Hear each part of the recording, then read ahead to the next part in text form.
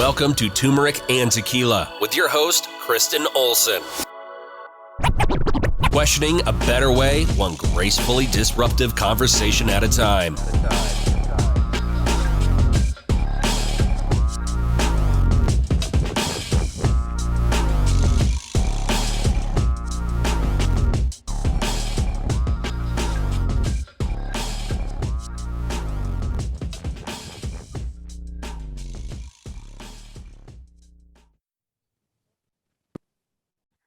Welcome to Turmeric and Tequila. I am so excited today. You know, I love my connects of connects, but I have a genuine longtime friend that I met through fitness. You know, fitness makes friends. And I always say how much I love lacrosse and CrossFit because it's the best filter for my varsity humans. So I'm bringing one of those varsity humans to the mic. I think I've known her for like 6, 7, 8 years. A very, very long time. Carol Fabrizo, welcome to Turmeric and Tequila. 10 years? I did 9 years. 9 years? Yeah, I joined Front Range in 2012. So we go way back.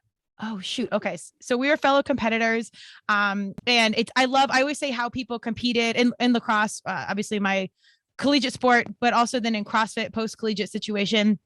I would say how people work out is kind of how they operate in life. So Carol was a fellow competitor and she was a go hard gangster in the gym. So it's no surprise that her outside world was the same competitive situation. So we're going to be talking about her business today. Some sports and athletics will obviously infiltrate the conversation, but I just want to intro her. And then as you know, in Turmeric and Tequila, I let these varsity humans share their ethos from their point of view. So here is her. She started a new coaching business, which obviously we're going to unpack, but this is quite literally her about me. She says, I am a mom, leader, coach, speaker, strategist, advocate, and athlete. My mission is to help individuals and organizations consciously decide who they want to become and then help them design the process to make that transformation happen. I deeply value courage, learning, leadership, and joy, which is exactly what it takes to step into a new way of leading a new career or a new life. You can change how you lead. You can change your life. I can help. And I read that first strategically because when I read it, I so loved that she didn't lead with these deep career ethos. And I'm going to tell you those now because they're deeply impressive. She's an attorney. She spent 8 years with Vail Resorts, ending up being the vice president of communications and marketing operations. She was the chief communications and marketing officer for USA Gymnastics.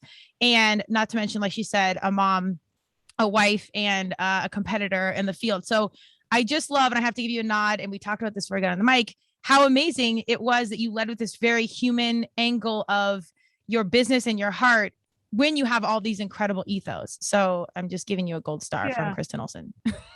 Yeah, thanks, Kristen. I so appreciate that.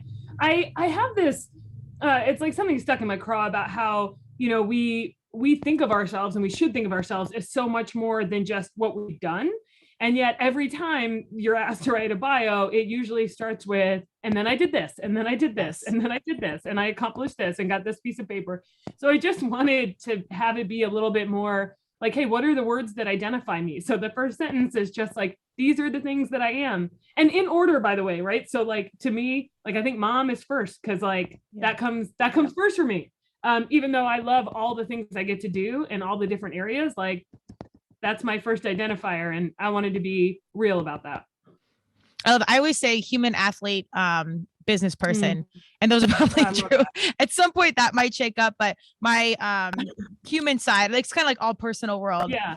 And then the athlete side has been so huge, but I love that you led with that and how approachable it is, because I just think the consumer, people looking to achieve more, really are looking for that before the ethos. But before we get into all the business and everything, I really want to hear about young Carol. Like, tell us about how you grew up, because I think those are very indicative that, like, those are early points of how the journey kind of shapes itself. So give us your young 411. Oh my God, I love it. I wish I had like baby pictures right now for you. I feel like they're somewhere. They're somewhere. I tell you, even my kindergarten picture is like this. Like, I think you posted it. Yeah, it's like smirky and cynical and kind of like, why am I in this bow? Like, it's very, I'm already like overthinking things. So as a kid, I was mostly loud and bossy, but also anxious and really wanted to get good grades and be the good girl and do all the things right. So I did that for a while. I also, and I feel like this kind of changes you. There was like a period in elementary school, second, third, fourth grade, where I was, it was a rough spot. Like I was short and had like a permed bowl cut going on. And so it was not my best look. And I feel like it built a lot of character, and then sports were always my thing, right? So like I played basketball and soccer and cheerleading and the field part of track and field. Running wasn't my jam, but I love that. And I felt like sports were such a way to even the playing field for everybody. You didn't have to be, you could just go out and have a good time. And so that was kind of young Carol in a nutshell. Well, and so tell me, like, were you brothers, sisters, close with your parents? Were you guys super family oriented? Yeah. Yep. So my nuclear family was my mom, dad, and my older brother was a couple years older than me. And then my parents divorced when I was around 7, and my mom got remarried. And so I ended up with a stepsister who was a month younger than me. So we were like very, we were into all the same things for a long time, and 2 stepbrothers. And then my older brother, and then my dad got remarried much later, but I ended up with a stepbrother and a stepsister there as well. And that was like, I always just wanted to do what my big brother was doing. So I learned a lot of stuff that I otherwise wouldn't have done. Like I played the piano and I played all the sports, and I learned to like clean guns, like things that I like would never otherwise be interested in, just because my brother was doing them, or my brother was doing them with my dad. And I wanted to get in on that. You got brothers, yeah, absolutely.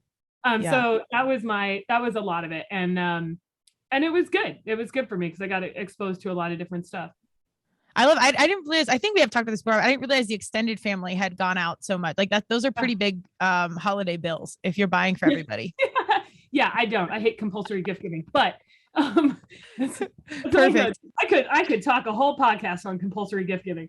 But no, I mean, all my step families are great. I have, my step parents are friggin' rad, like both of them. Awesome. I think they make my parents better people. I'm really glad that, I'm glad that my parents did what's right for them. I know that, people talk about divorce a lot as if like somebody died, and I guess in a way a marriage did die, but like what we got out of it as far as bonus parents and step siblings, like that's pretty, it's pretty amazing. And I think my parents are happier because of it. So I got really lucky that way. I completely agree. So my parents divorced when I was older, and I mean, we kind of saw, the cards were on the table as it was happening. So I wasn't super surprised, but I talk a lot about Turmeric and Tequila about having the tools and the skill set to get along with people and to communicate. And I echo your statements around sports. I think life skills through sports are so critical. It provides an equal space for everyone, for the most part.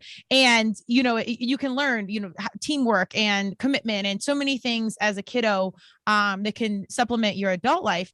And communication is such a key piece of, all those things. Do you feel like coming from, a divorced family, or, now that we're X amount of years old, do you feel like your parents of that generation had the skills around communication that you do now? Well, no, I don't. A firm no for my family. A firm no. Yeah, okay. No, but I will say, like, one thing I appreciate about my parents is that they have continued to grow too, right? So, I have heard them ask like, oh, I wonder if I could have done this better, and maybe we could have been better here. And like, of course that's true. Like, I don't know anybody who navigates divorce without something where you look back and think like, oh, I did it perfectly, Yeah. But what I will say is I think like they loved us unconditionally, and that I always knew. So even though we didn't have maybe all the communication skills to talk about it in the best way, or I can see like some patterns that played out, seem so obvious now, but I knew that regardless, both my parents supported the other one's parenting, right? Like even when they were mad at each other, like they both said that the other parent was an amazing parent, and they both loved us unconditionally. And that's like, I mean, that's about as much as I thought that we could ask for at the time. Yeah. Yeah. Well, I'm always impressed. And I think regardless of what they did, I think our DNA, like we can show up and get education and get experience and travel and be amongst different humans, but like our core DNA of who you are. I mean, you have your physical, like actual genetics, but then you have, nurture and nature, the environment you're in and how you're nurtured, the impact it. And, seeing that communication has been kind of a running theme in your life. I was curious to know if like your parents did have a, maybe not, because I think back in the day, it was pretty hard. Like there wasn't a lot of conversation around intentional communication. Yeah. So if they were open-minded and intentional with it at all, I think that's impressive and perhaps laid out some of the ground for you to be where you're at now. Yeah. Yeah. No, I think that's a big part of it. And I think, even when people think of law and communication and coaching, even like is so different to me, like so much of it actually comes back to how you're communicating, little C communications, right? Not the big like PR, like whatever you think that goes into that, but those words matter, right? Even the words we say to ourselves matter. And they matter a lot with what we do with those and our attitudes. And so I love like studying that, thinking about it. And it's been, a big part of my life even since then. At what point you talk about core values in your bio on your side? I really appreciate it. That's something I was unfortunate. My work was kind of health and wellness, human optimization. So I was kind of going through it while I was learning about it, and I didn't know. And I was so thankful that it's like, you're going to brain map, you're going to do all this. And I was like, oh shit, well, I need this anyways. What a blessing. When did you start to have conversations around core values and like really understanding Carol? Yeah. Yeah. Great question. And I will say, like, I just want to call this out really quick. I think one of the things that makes you such a special human, KO, is that like, since I met you, you have been like you, right?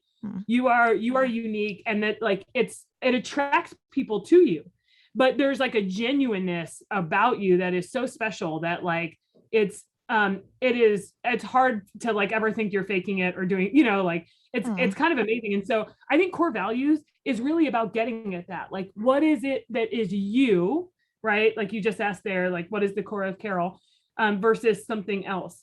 And I think so, to go back to the timeline question, I think the first time I did a core values exercise was probably, I don't know, maybe 7 years ago or so. Okay. And I was really lucky to be at Vail Resorts, because that whole culture is focused on leadership development.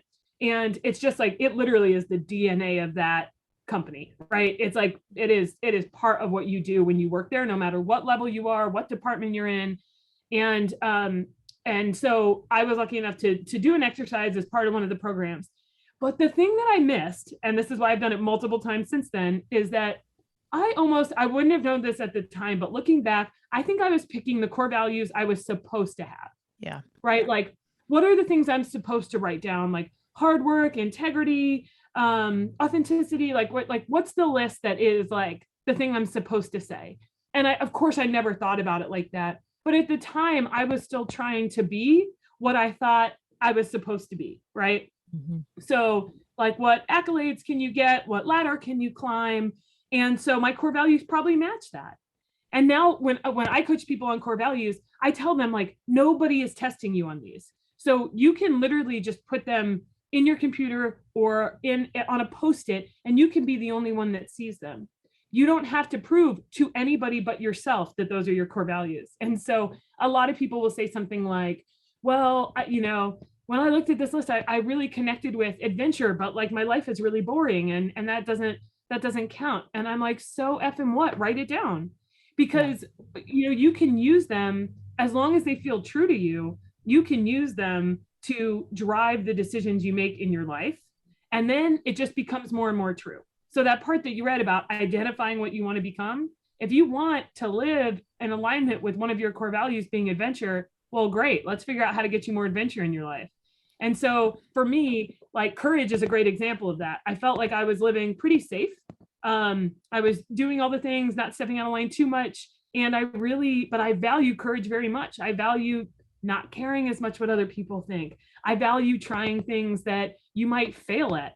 I value putting your neck out there and saying an opinion that might be unpopular. And so I was like, well, you know what? If I value that so highly, I'm going to put it here. And then I started to do things that are more courageous in my eyes. So I think it can make a big difference. And that list finally feels right for me. I love that. And I really appreciate your kind words. That means so much coming from you.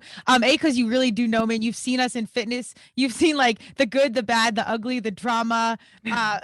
All of it. And it really means a lot. So don't make me tear up on minute 17. We have a long way to go, but I appreciate you. So I want to lean into these core values a little bit more, because I would consider us both, grounded, successful, blah, blah, blah women. But I still think core values gets overlooked, even when you've had the privilege to kind of unpack them and really understand why they're important.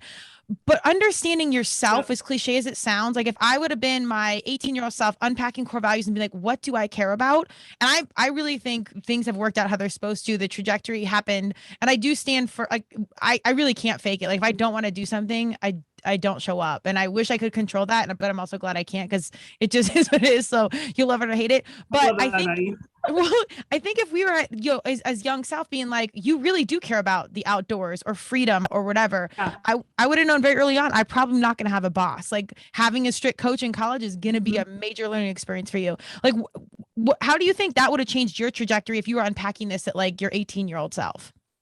Yeah, that's a great question. I don't totally know, because I think that if I was 18 and I knew all these things about myself, because I don't know if I'd have the same, if I had the same trajectory.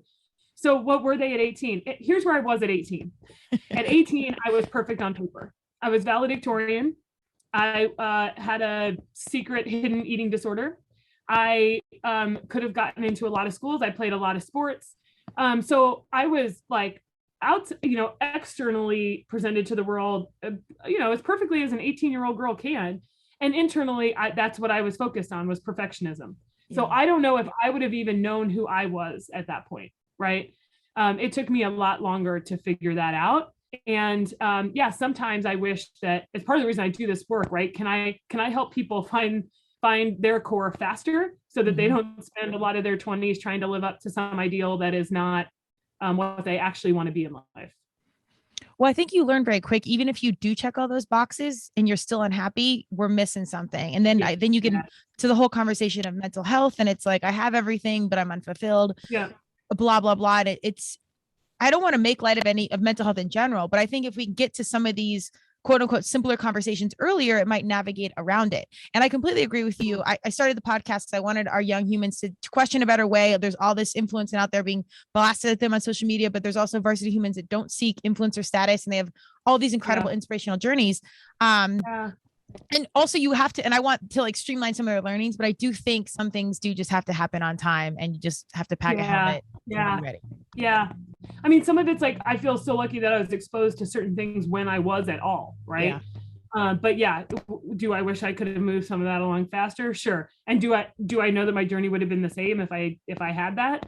Nope. So yeah, I'm right where I'm supposed to be. Exactly. I do always say, I'm like, I really wouldn't change a thing. There's so many things that I look back and cringe, or I'm like, why were you around those people? What were you doing? Or why didn't you lean into XYZ? But I really wouldn't change a thing. Totally. And I mean, here's the thing too, just going back to those, like, what do you pick and how, if anybody's like working on this right now. I mean, the other thing is like thinking about those values. If you feel like you should pick something, it should probably come off your list, right? Like, and if you don't know if it's you or your conditioning or what you hear from your parents or social media or whatever, then like close your eyes and see how that word feels in your body. So if I say something like, I'll tell you this, like hard work is something that used to be on my values list. And then after a while, when I was saying that phrase, I felt this like contraction in my chest, like, back up. I've worked hard enough for long enough. I don't want to keep working hard. And I had to like really think about where that word came from for me, why I thought it had to be in my list, what I want it to be instead. And so if you're not sure, listen to your body, because your body probably knows more. Your intuition probably knows more than you think, and wait for a word that sounds like opening, that feels like a more of a relaxation in your body, because that means it probably is something that's truer for you now. And that other thing is probably something that was given to you or accepted by you or absorbed by you unintentionally. Yes. Amen. That conditioning is so hard to break. Even if you're experienced, educated, blah, blah, blah, you have all this stuff. It's still hard to like really break through and let go. And being, I think, like competitive athletes, more is more, harder is better. The worse it tastes, the healthier it is. Like the massage, the more beat up I walk out. Like at this point, I've kind of gone through this past 2 years of like, less is more. Like I'm fucking tired. There's certain things I just don't give a shit about anymore. Like life doesn't always need to be a grind. And that was something that was my familiar comfort zone, which is insane. Totally. And some people call it hustle culture or whatever, but like, you can call it whatever you want. But for me, so I kind of felt like, well, it's either hard work or I'm not doing anything. Right. And actually, no. So like, that thought process for me was like, no, I work purposefully and intentionally, but I don't suffer for the goal of suffering. That doesn't make so. And you see that, I mean, I'm being a little dramatic about it, but you can see this in almost every corporate culture of like people bragging about bragging, right? About, oh, I had to answer emails until 11 p.m. and like, oh, I'm so busy. I'm so busy. I'm busy. You know, it's like, okay, but like, what do you value in that? And like, what are you teaching other people to value? And so that to me is like, I stopped saying that years ago. Like, just, I'm not going to ask for praise for that or compliments for that, because it's not what I value anymore. But it's hard to do it because it is kind of ingrained in us that how much time you spend on something and how much suffering it induces is actually its value. And that's not true at all. Yeah. Well, that is quite literally CrossFit, you realize. And we're both longtime CrossFitters. But anyways, yes. You remember this great example of CrossFit though, when CrossFit started to get big, it was the short and intense thing that worked. But is it like when people started adding all that volume and taking away all their carbs, what happened? Right? Crash. You had all these people who were like totally overworked, who like suddenly couldn't make any gains. And now you're like, oh yeah, more is not more. I just love it so much because like I'm a fitness human, so I can make fun of us, but it's like the wealthy, smart, educated, beautiful humans that do the dumbest shit. And I'm like, why are we doing this? Like, stop. You know, I mean, even if you still follow the nutrition pyramid, you know that this is the wrong way and your adrenals failing. So I think we were probably like ambassadors. I'll speak for myself of the work hard, play harder, your adrenals are so tired. You're falling asleep doing a box jump, but we're going to keep going. And I think it went so hard. And then we kind of like, I think, rest, recovery is a thing. And I think that now the competitors are doing less, but like you just said, working smarter, which we know this. Yep. How much I love that you talk about the physical, because I think everything like in corporate culture is quantifiable, like measurements and this, and like, what about just your energy and feeling? Are you into like energy and intuitives, or like, tell me a little bit about that? Yeah. So, a lot of times I try to ask, especially when I'm coaching somebody, because a lot of people will get in, especially overachievers, they get really cerebral about everything. Everything's in their head, logic. And I feel that like deep in my soul, I know that. But have you ever like woken up in the middle of the night and like you're awake and you can't go back to sleep and your logical brain can figure out how to get you there, and that the thing that you're worried about is fine, but you just can't do it. Right. And so there's these other pieces of us, our heart and our gut, or I will say like our emotional side and our intuition, that come into that.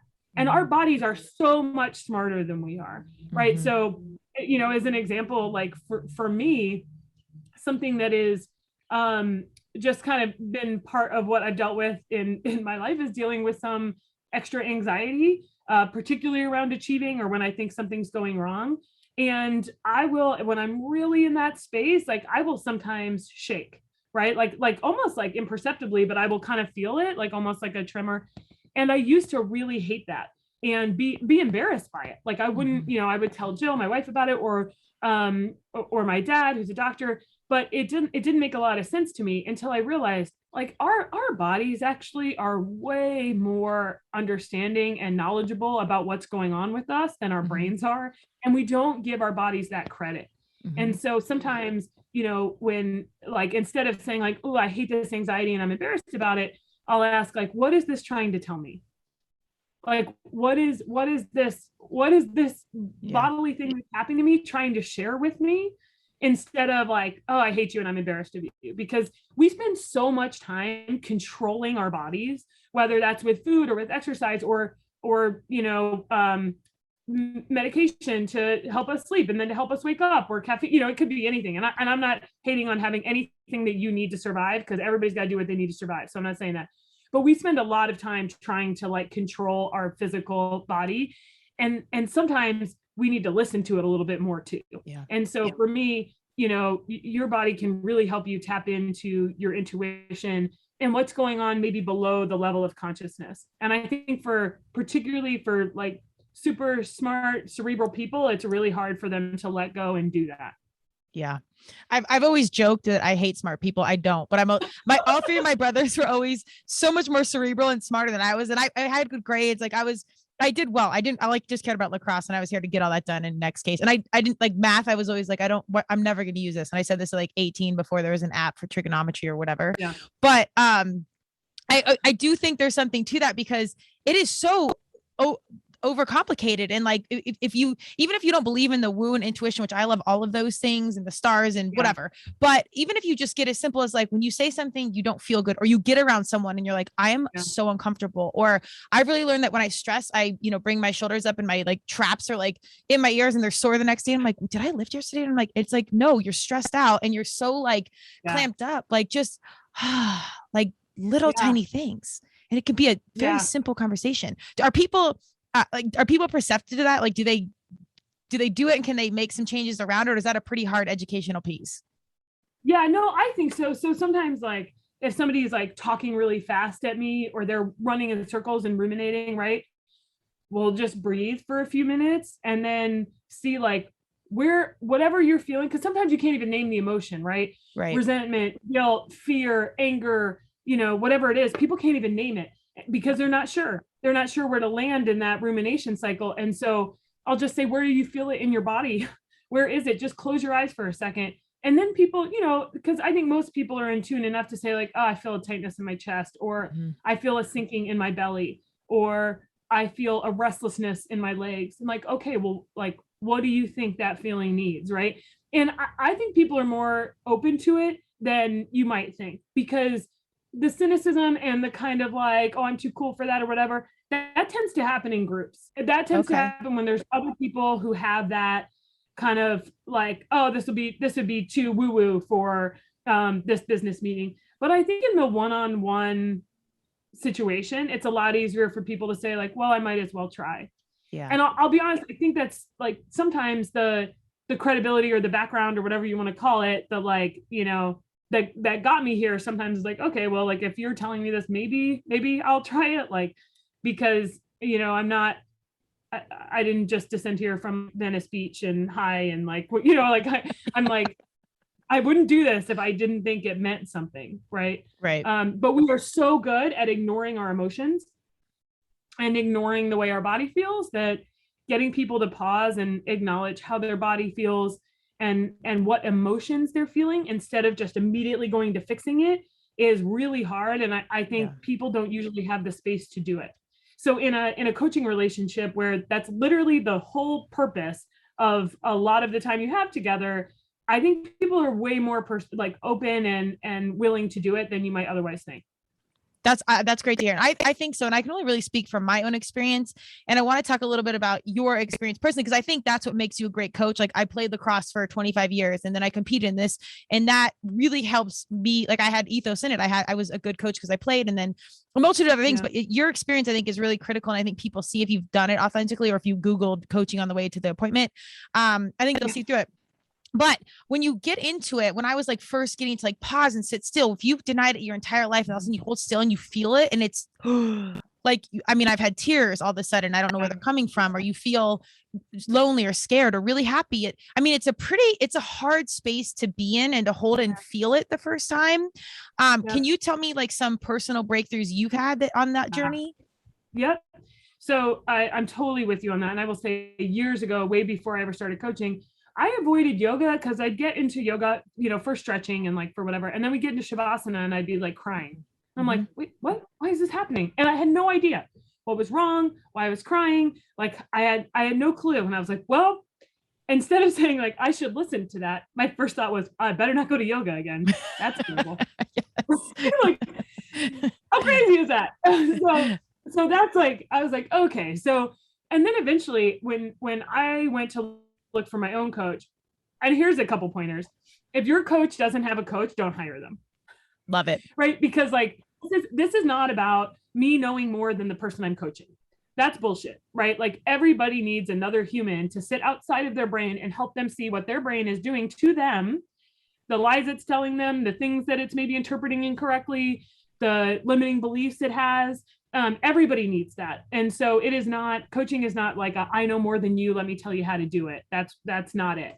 And so when I first went looking for a coach, I wanted somebody who could help me tap into that. It's kind of that intuition. Like I knew eventually that like I needed to learn how to be more mindful. So I searched out a coach that specialized in mindfulness. And even though most coaches have the same basic skill set, finding someone who focuses on whatever it is that you're trying to bring more of into your life is really helpful.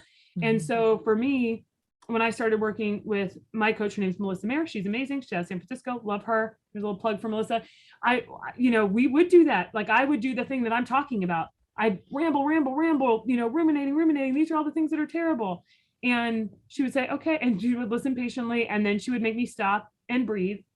And sometimes that meant I was laying on the ground in a park crying. And sometimes that meant I was just walking and listening to my feet. Right. And sometimes that meant I was just practicing sitting with the hard emotion. Like I remember one time I was saying, well, I was trying to avoid an emotion. And she was like, what is the worst thing? And I said, well, that's embarrassment. I don't want to feel embarrassed. And then we kept going down this road of like, okay, what happens if you feel embarrassed? And it was like, oh, like, I guess I don't die. Like, but it took so much for me to get there. And so working with somebody who could help me be mindful in the sense of being able to recognize my emotions and be with them without judgment and separate myself from the thoughts I was having and the emotions I was having, that was really helpful for me. So I believe in this stuff and I believe everybody needs it or could benefit from it. I don't think we need it, but we could all benefit from it. And so I've had a lot of personal breakthroughs on that front, or I wouldn't do it, honestly. Yeah. Well, thank you for sharing that. I just think it's so important. I consider it a luxury. Like if you have the opportunity to sit down and really get to know yourself and unpack pieces of the puzzle, it's critical. And it's just like as an athlete, you would never go into any professional situation and not have a varsity ass coach and a nutrition coach and an athletic coach and an offense and defense. Yeah. Like the better, it's just like sports. So I don't know why it's still kind of like this unaccepted or judged situation to have like a life coach or personal coach or whatever. When in every other aspect of life, we do it. If you want to be a chef, if you want to be you get a coach. So it's critical. And anytime I've unpacked something really heavy that's like kind of drags me through it and I'm like energetically hungover or whatever, it's then you unpack it and I was like, well, shit, it wasn't that bad. Like, I'm so glad I didn't carry that for the next 20 years and you just move on. So do you feel like you get better at it? Yeah, totally. I mean, actually, when I started coaching, like when I was in the training program, I didn't even realize that I carried this belief around it, which was that I had to be a subject matter expert with it, right? Or with whatever the person was dealing with. And I think particularly starting in law, like you're literally a subject matter expert on the law. So, getting away from that and saying, I don't have to be a subject matter expert on what you're dealing with your teenage daughter, right? I just have to be a professional in what I do and ask you the right questions to help you find the answers. I am not your answer. You have your own answers inside you. My job is to help you find them. And so that's like, it's a switch. And it took me a while not to like run away and think like, well, let me go find the answer for my client. That's your turmeric and tequila. Like literally it's opposites. Yeah. It's very different. It's very different. And it's a great skill to learn. And it's a lot to let go if you're used to being a subject matter expert and maybe a control freak. Well, I think the beautiful through line in that is that you did exist that way. I think it's brought you full circle to your authentic self. But the good news now is you can reach all the people that are your fellow lawyers, your fellow controllers, which I really think are most humans. So you perfectly identify with probably the humans, I hate to say it, but that need it the most. I agree with you that I think we all really do. And it's a luxury if you have that opportunity, but it's just, I think it's so serendipitous that was your previous path. And now you can deeply speak to anyone that identifies with that. Yeah, thanks. I think it's a little bit unique too, right? To have gone through that and then come out here. And it's one thing like now I'm trying to be careful not to just speak to the choir, like the people who've gone through this and are here and are like totally believe in it. And a lot of coaches end up selling to other coaches, right? Because they're like, they're already bought in. They already believe in this. And that's great, but that's not actually who I want to reach. So I have to remember to keep going back to that the situation I was in and how I felt and making sure that I'm using language and being accessible to those folks. I love it. And I want to get your opinion on this because when I was in it myself as a competitor or business person or whatever, and then managing quote unquote influencers, so we're kind of in our circle of like CrossFitters or high achievers or however you label it. We're similar, like-minded humans. And then you get out into the masses and again, not better or worse, just straight up different. It's oh wait, your reality isn't like mine. And the same thing they probably say about us or someone that's not like them in any capacity. And you have to like get out of your circle and understand that your little world are probably people like you, and you have to continuously work to understand, empathize, and have an awareness around the community that wasn't around you. And I saw that when I was managing influencers and I saw the people that showed up, I'm like, oh wait, these aren't fellow CrossFitters. These are people that probably have never worked out in their life, even though as a fitness person, it's a totally different demographic. Yeah. Yeah. I think that's huge. I mean, going back to all the way back to the core values discussion, one of the reasons I love that is you realize like you don't have the same values as everybody else. I mean, that's part of the point, right? It's like my values might be different than some influencers' values who is like, you know, trying to get folks to like get their first steps in, right? Like that's different. We might have different things. So the way we sell and the way we talk to people and the way we go about whatever we're doing might be totally different. And that's actually beautiful. Like we don't all have to agree. Like we don't all have to have the same values, and we can release a lot of judgment and a lot of perfectionism if we just stop trying to get everybody else to see the world the way we do. Yes. Right. And so that's a huge piece, I think, of coaching too, is trying to get to as much non-judgment as you can. Yeah. Because of course we all naturally judge people, but it's been a great lesson from that work of like, this is not about becoming the ideal or doing the ideal thing. There is no ideal. Right. Like there's only ideal for you and what you want. And so once you release that from other people, you've also released it from yourself, right? When you give up the idea that you have to be perfect, you let other people not be perfect too. And so seeing that in that world is so unique, because you're like, oh, there's like so much more variety and possibility in the world when we let go of things happening the way we think they should happen.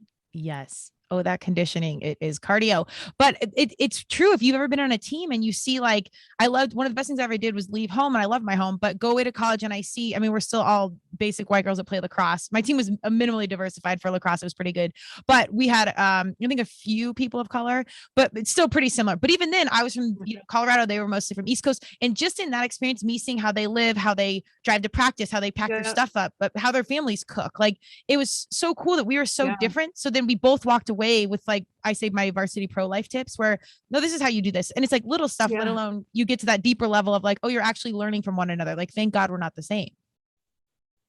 Yeah. Yeah. No, so true. And I think that a lot of times, it goes the other way too. Like if you catch yourself judging something that somebody else is doing, it's probably something you judge yourself for in some way, right? Like, it's really, if you're looking for where perfectionism shows up in your life, that's a great place to start, is wondering how, like, when you catch yourself pointing fingers or doing something at somebody else, it is probably something that you aren't sure about in your own life or in your own internal world. And that's something to pay real attention to.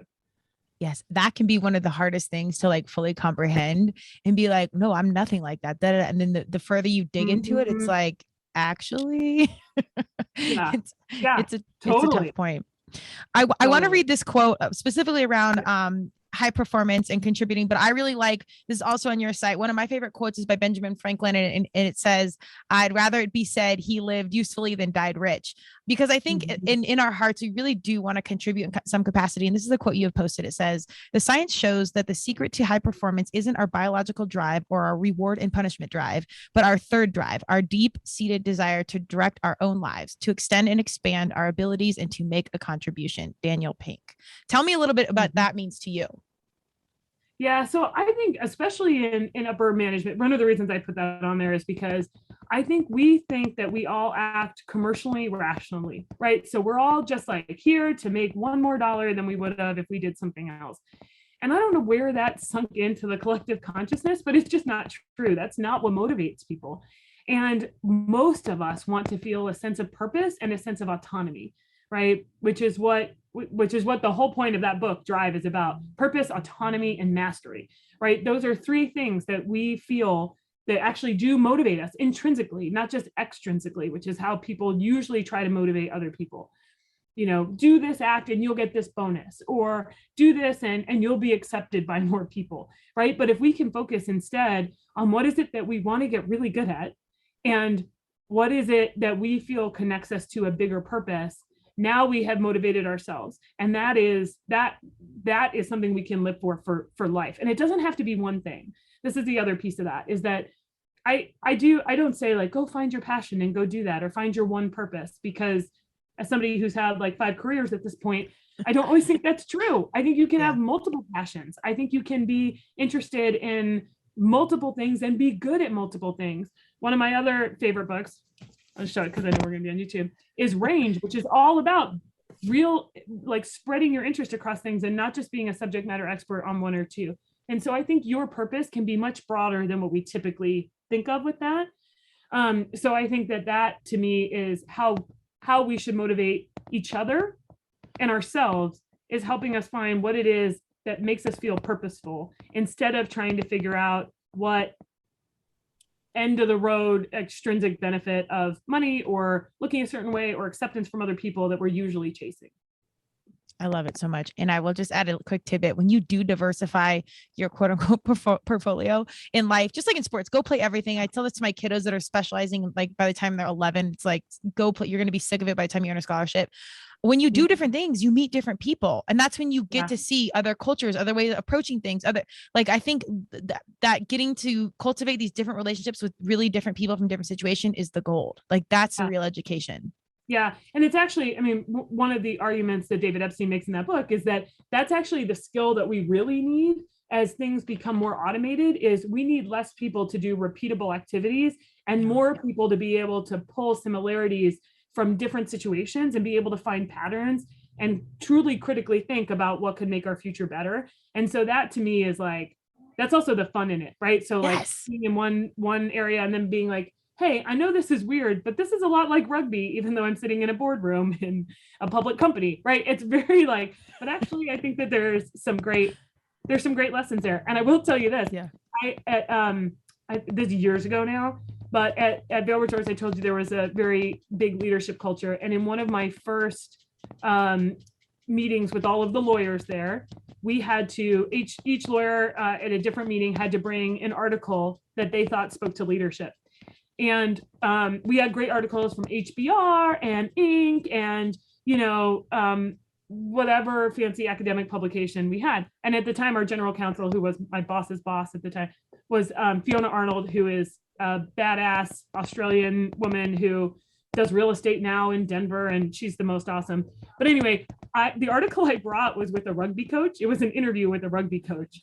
And it was called How to Win by Jack Clark. And he had been interviewed by somebody in the rugby community. But I just loved how he talked about leadership. And I thought, well, whatever, everybody's got these academic articles, but a lot of people connected with it. Yeah.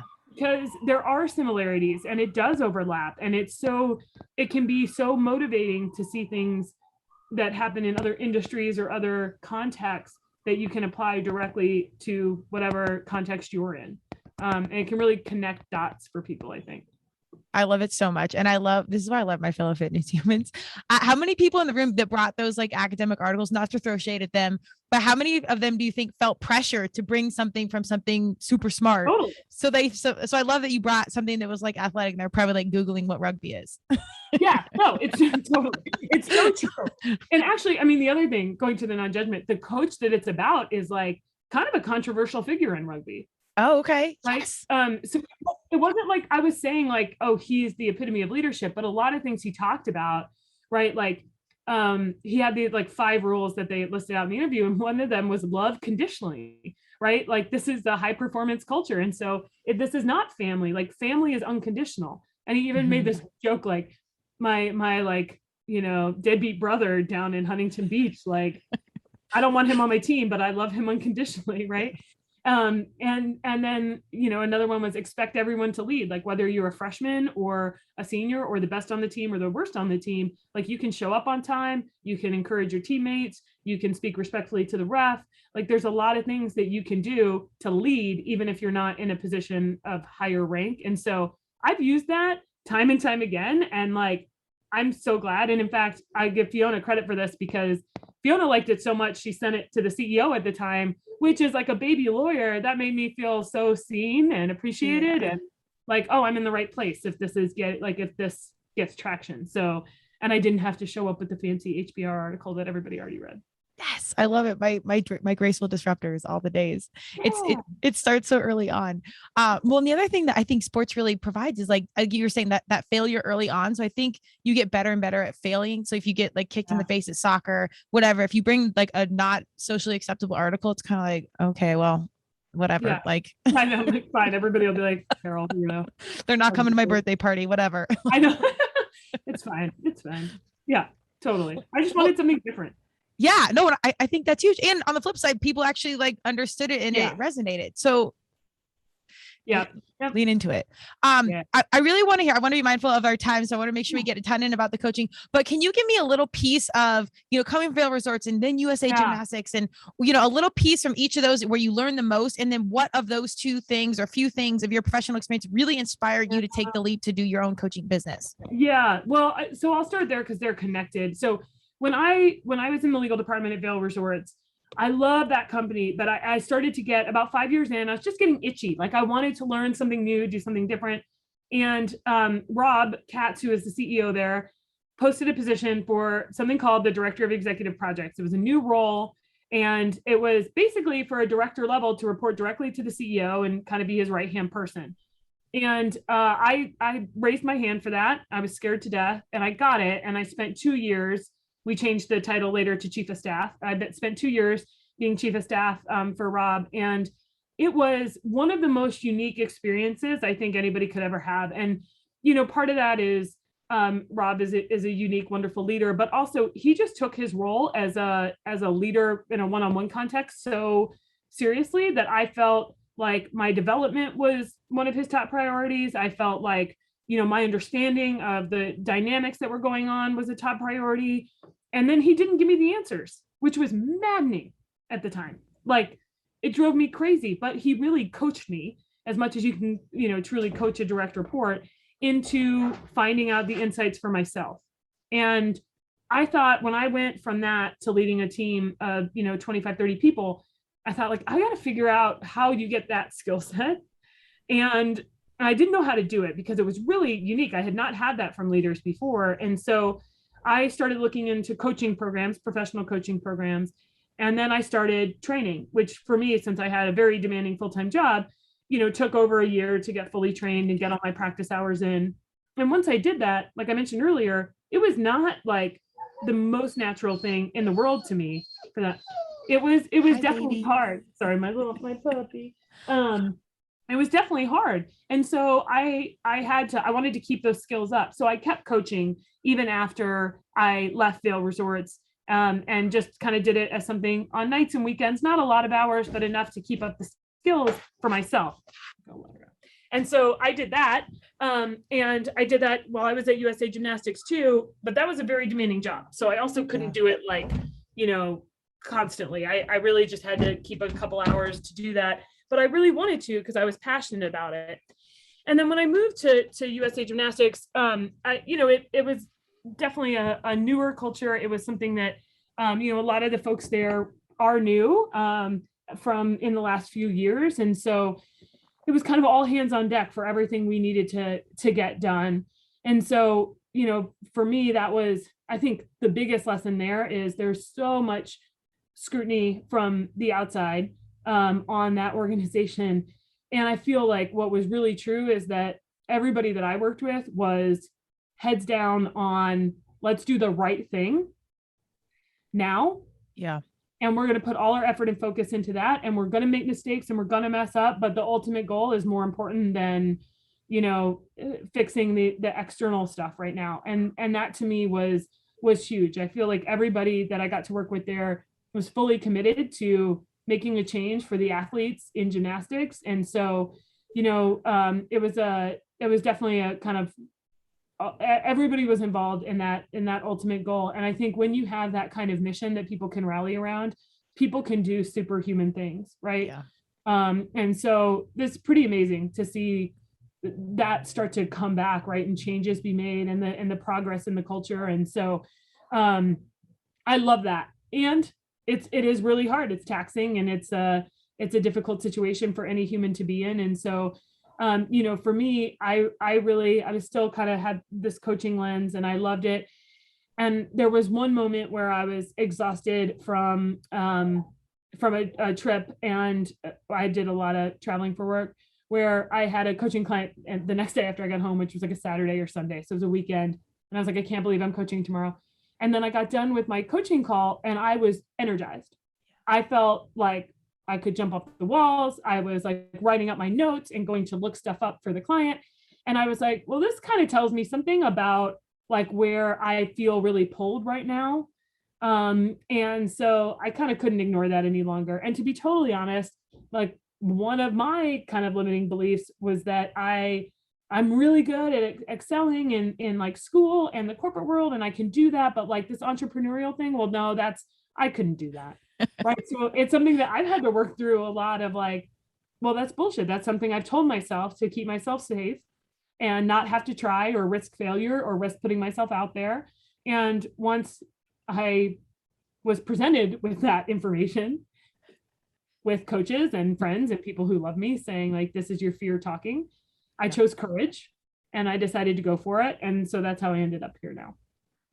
I love it. I've seen so many of my varsity humans that thrive in the corporate world take the leap. And it's not even shade to the corporate world, because I think personality wise, some people it really works for, but I also think you can evolve out of it or evolve into it. As an entrepreneur, it's very, and having dabbled in the corporate world a little bit, it can be cushy and it can supplement your life depending on where you're at and whatnot. But I always got to give an extra shout out to all my fellow entrepreneurs, because it's really hard. And so much of it, even if you get the right team around you, you're doing it yourself. You really, really are. Yeah. And I mean, it's funny because when you talked about just even like the about me section is like, oh, I'm not writing like about us for whatever organization I'm working for. Like I'm literally writing, this is me as a human. And so it's not spin. It's not, you have to just see like, is this how I truly feel on the inside? And is that coming out in these words? And that is very different when you're talking about yourself as a human. And not, candidly, I don't think of it as a brand. I know that like all the background that I have would say to do it that way. And I don't. Like it's fine to do that. I'm not, no judgment on that. But for me, it was like, I'm putting out my human self in this role. And that's what I want to talk about here. So that was intimidating. And I do think I totally agree with you. No shade at all to the corporate world, because I learned so much from that and I love it. And I think for me, it was an evolution. All the changes I made in my career from law to chief of staff to comms to this, none of it has been because I hated the last thing. Right. It's all been like, hey, where is my head and my heart getting pulled next? I love that. I think again, we can be intentional, but I think I always say universe, God, Madonna, whatever you believe, it is kind of setting you up for your trajectory, even more intentional. We're going to class and we're working out or whatever. Some things are just unfolding exactly how they need to be. And that's still kind of hard for me to grasp, because it's like, wait, I got to do what? Can I force everything, please? Yeah. Yes. Yeah. So tell me about like your ideal client. Like, why is your coaching practice so important to you, and why is it different and or similar to other coaching opportunities? Yeah. So moment of real vulnerability here, because I will tell you, when I first started coaching, what I really wanted to do was help like the people in the same position that I was maybe 5 or 10 years ago, people who are doing really great on paper, but maybe have lost a sense of self, or are coming into something new, or have tied up their self-worth and their accomplishments. And I still love helping that person. So don't get me wrong. But one thing, as an example, that I was wrong about is I thought I was going to coach mostly women. And now I have a couple male clients and I love it. So for me, I think that there's like, what I really love helping any human focus on is not what have they done in the past and how does that not match up to what they're doing now, but more of who do you want to become? Whether that's as a leader, as a parent, as a friend, as a whole human in your life, where do you want to get to, and how can I help you get there? And so that's why, like, I'm a little different from some coaches, because I kept my strategic communications work as part of the services that I provide. And that's because I think it's very similar for whole organizations, which is, don't stop thinking about like all the stuff you have to get over from the past, and think more about what do you want to be as an organization in the future, and how do you start building all the proof points to create that truth? Because that's the same thing we do in coaching humans. Is if you want to be a mid-level leader with great work-life balance, who exercises every day and has time to read on the weekends, cool, let's start making that true. I don't care as much about where you are right now, except to figure out how we're going to get you to where you want to be. And then for some people, it's figuring out where is it? Because they don't even know where they want to be because they haven't been in touch with who they are in a very long time. And honestly, that can take shape in mid-level leaders, C-suite executives, lawyers. Like that is not, it is not boxed to a certain rung on the ladder. Everybody has those feelings. And so I really think like people who are having some kind of what we usually call a crisis of identity or a certain space in life, maybe, like to me, those are not crises, those are opportunities. And I want to help people see it that way. I love that. So well said. When people ever ask me about coaching, I'm not a personal coach, longtime athlete coach and whatnot, but I think there is a lot of similarities, but kudos to all the additional coaching education you've taken on and sharing your life experience. Because to me, like the personal ethos is what sells me on getting a good coach. Like when I walk in the fitness room and like, I can tell you do yoga and you're teaching CrossFit, I'm just like, I'm not going to buy in. Like I just won't.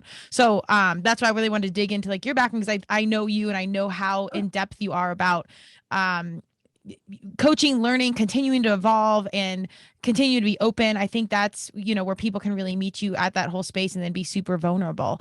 I know you kind of specifically talked to it, but I almost want to water it down to anyone that's into coaching. I would just simply say you're just looking to do something else or dial something in, like really, really simple. And you want to make that shift. You just don't know how. Yeah. That's beautiful. Actually, can I just use that for my 100%. I'll invoice you accordingly. I'm just kidding. So it's hard because I think, from a marketing and branding standpoint, they say like in the coaching world, like have your niche, dial it in. And it's like, well, listen, like I just started like, cause for a while, like, let me tell you, I would coach anybody you wanted to coach. Yeah. I'm like, you want some coaching? Let me coach you. Cause I want to get good at the skills. Right. And I don't want to just be able to like do one kind of coaching. I want to be able to do different kinds of coaching. And so for me, like, I think I don't want to choose a niche too early because I'm learning about myself. So I want the humility and the openness to say like, yeah, this is who I thought I really wanted to work with. And that's great. But I'm also learning a lot about coaching by working with these other populations. Right. Yes. And so to me, that's like, yeah, right now I'm doing what you said because I love that. Thank you. Let's go with that. It's all yours. I promise I'm not specializing too early because it's something that has helped me learn a lot about what I like. And who I can help the most. I love it. And I was a branding professional. And I make fun of my branding community, just like my fitness community, because we're hilarious and out of control. But I think that you don't need to like brand it. I think, again, going back to the woo, if you just get your energy right, you're clear on you, the community will find you. It will come. And no one wants to hear that in business. Like, do less, just get your shit right. No one wants to hear that. They're like, what are your trajectories? What's your sphere? Blah, blah. It's like, well, I'm just going to tell you the woo. And most people, again, don't want to hear it, but get your shit together. I almost want to call this cast. I never labeled them before our conversation, but I think I want to call it leading yourself to lead others. And I don't even know if that makes sense, but I really think it is like, you have to have that journey in order to kind of shape anyone else. But man, there's so much gold within that when you're in your trial and error phase. Yeah, I think that's totally true. And that's that's really what it is, right? Like that is what leadership is. You have to start with yourself. Yeah. Right. Yes. And it's not about, even when we were talking about coaching, it's like, you got to be your own best client. And by that, I mean, like, don't sell somebody an activity that you wouldn't do. If you're telling somebody to journal every morning, get your ass up and journal every morning, because like you can't create or help people create breakthroughs for themselves that you're not willing to do for you. Because even if you don't think it'll matter to them, or you would never tell them about your journaling or whatever, people will sense that inauthenticity and they will know that something's off. Yeah. Yeah. And so it's such an important part of any leadership or coaching or anything else is being able to walk the walk and be your own best client. If all humans could just do that, shall we reach to be so great? Do you have anyone? We could go on, but I do want to be mindful of your time. We didn't even get into her fabulous wife, Jill, who's an Olympian, her kiddo, August, the dogs that are running around, like full on family human. I mean, it's literally a household of varsity bosses. But do you have any good piece of advice, professional or personal, whatever, to anyone out there that's looking to make a change? I have so many pieces of advice. I know you do. One is, I would say, I am going to make it more than one. Follow your heart. Listen to your intuition and your body. If something feels wrong, something's wrong. And it doesn't mean that you did anything wrong, but it does mean that you can tune in and listen to yourself. And the second piece is slow down to speed up, right? Slow is fast. And by that, I mean, a lot of times we start looking for the next thing. So I don't like my job. Well, I'm going to go find another job. Or I don't like my relationship, so I'm going to go find another one. And wherever you go, there you are. So get yourself right on the inside and work on you before you try to bring yourself the feelings that you want from external circumstances. So before you go trying to get that new job or new relationship or new car or promotion, because you think that's going to make you happy, slow down and spend a moment to think about what truly makes you happy and what you can do in your internal world to support that. Because a lot of times we want that external piece, but you can bring a lot more to yourself than you think you can. But you got to slow down to do it. Amen. I love these casts because I obviously do it for the universe or whatever, but they're always good for me. Like I get so much out of these conversations. It's really just about me. I'm just kidding. And I love smart people. I miss you. It's so great. I know. I'll let you run. We got to catch up IRL in real life. But Carol, where do we find you? Give me website, Instagram. Yeah. I'll of course put it out there, but hit me with details. Yep. So you can find me at carolfabrizocoaching.com. Super fancy branding, obviously. So, and then my LinkedIn is actually where I spend the most time. I'm also on Instagram, but that's mostly for personal stuff. So find me on LinkedIn or on my website. And yeah, I'd love to hear from you. Boom. Well, you have my warm endorsement. I've known this human for a very long time and competed alongside her, have partied with her. Like this is a human you really do want in your world. So if you're looking to fine tune the edges or get the edges sharper or what have you, go check out your girl, Carol. She shall make you laugh and make you varsity up. Thanks, Carol. This has been awesome. Thank you for having me. I appreciate you.